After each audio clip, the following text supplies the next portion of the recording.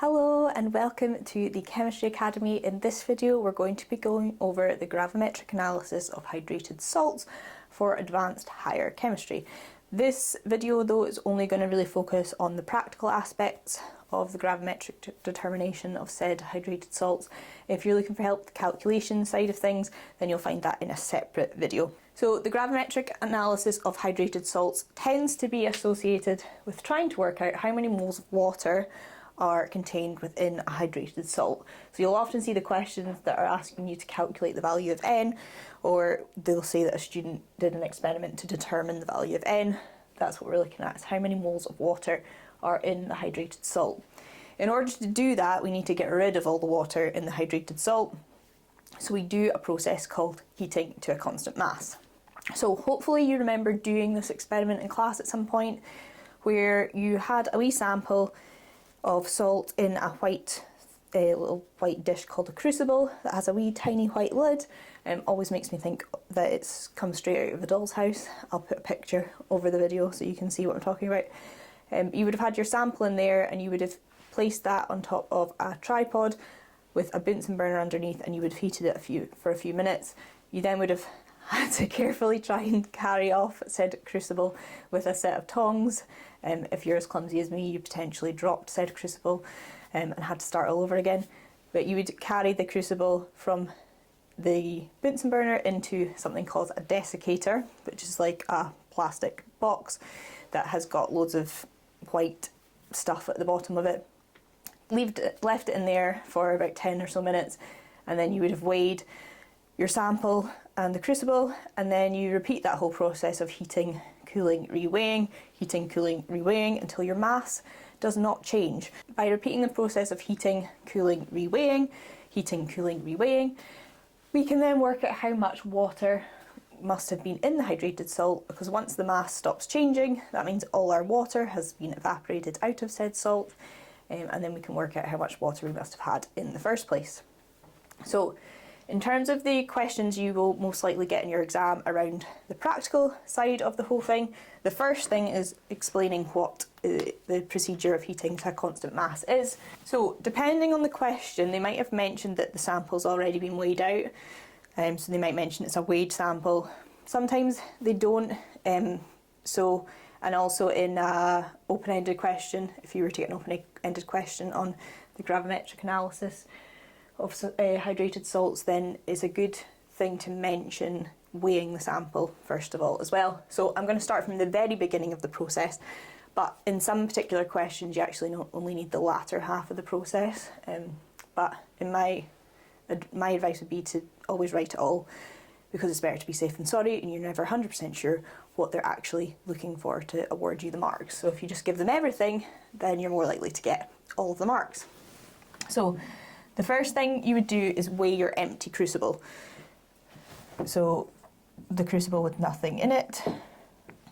You would then add your desired mass of salt into your crucible and then reweigh the crucible with the salt sample. And sometimes you'll feel like you're over-explaining, but it's sometimes good to over-explain in these questions. So once you've got your weighed sample, you then start heating said sample. Then you take your sample, cool it in the desiccator.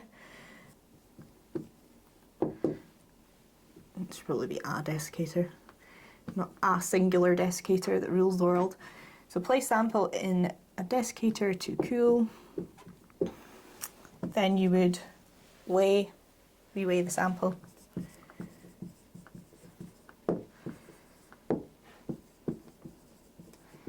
And then you repeat the process of heating, cooling and reweighing until the mass does not change.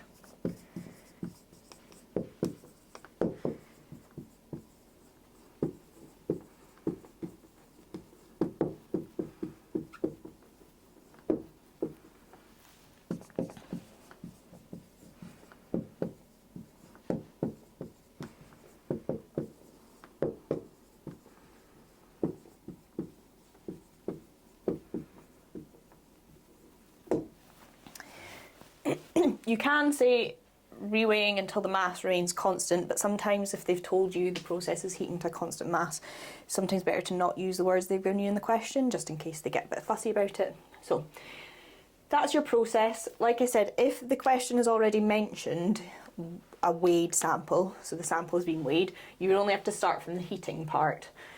You don't really need the part about the weighing. But in an open-ended question or something, I would definitely be putting this down, and in any question I would probably put it down, to be honest, just in case they want you to start from the very beginning. If they did want you to start from the very beginning, the question would probably be worth 3 marks instead of 2, potentially. So it's always good to check the number of marks that are awarded for the question to give you an idea of how much you need to write. In terms of other things they'll ask in relation to this process of sort of why you do certain things or how you do certain parts of it, that's what we're going to go through now. So when it comes to weighing the empty crucible and reweighing, this is a process that's called weighing by difference, and they will ask you how to weigh by difference or explain how you would weigh by difference sometimes. So if we put this here, weighing by difference. So weighing by difference essentially is weighing by subtraction. So you take your empty weighing vessel, in this instance it's called a crucible, but it could be a weighing boat in other instances if it's not this particular experiment you're doing. So we do weigh by difference a lot, well, all the time really in chemistry. It's how you most accurately weigh things. So weighing by difference involves weighing, so weigh the empty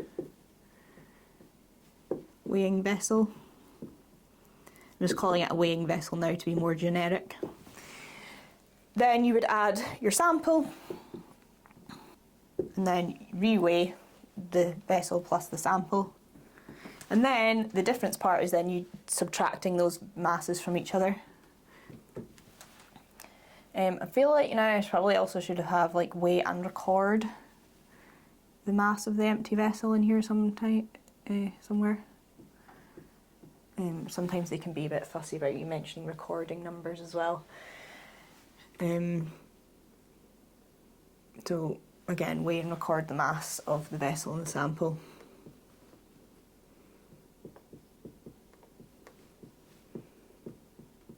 Sorry, that's very messy, but you get the idea. Okay, so that's weighing by difference. Then the other thing they'll ask you about is the desiccator, so what the purpose of the desiccator is.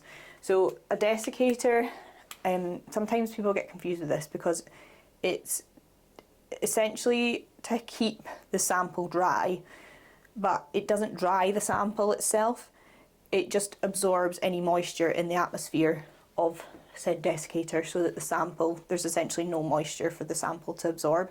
So it prevents reabsorption of water or moisture rather than actually drying the sample. So just be careful of that, because sometimes, like I said, that is something people get mixed up. So purpose of desiccator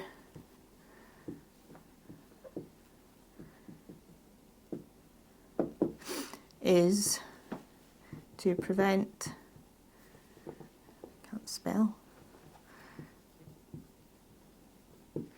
the sample reabsorbing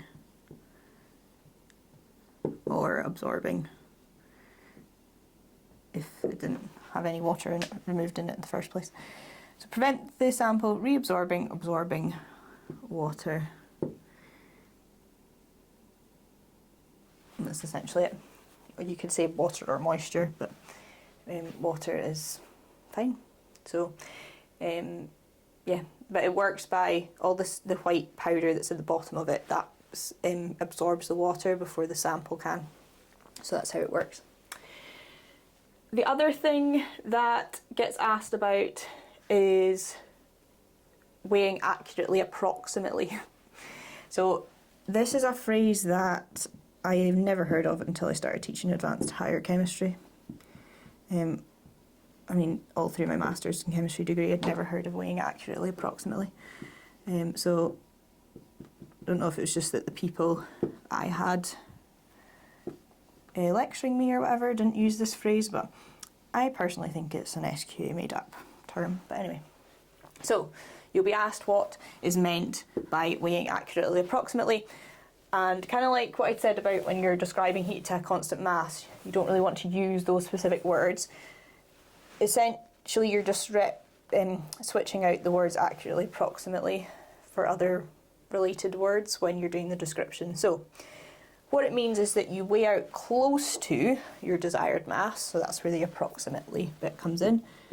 So weigh out close to the desired mass, but you need to record the exact mass that has been weighed, so that's where the accurately bit comes in.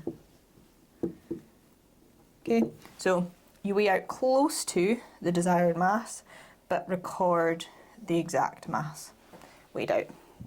And that's what's meant by weighing accurately approximately. So in terms of the practical aspects and questions behind the gravimetric analysis of hydrated salts, that's essentially the need to knows, the commonly asked questions, and things you need to be careful of in your wording. So if you found that helpful, please give this video a like. Don't forget to subscribe, and I will see you again soon.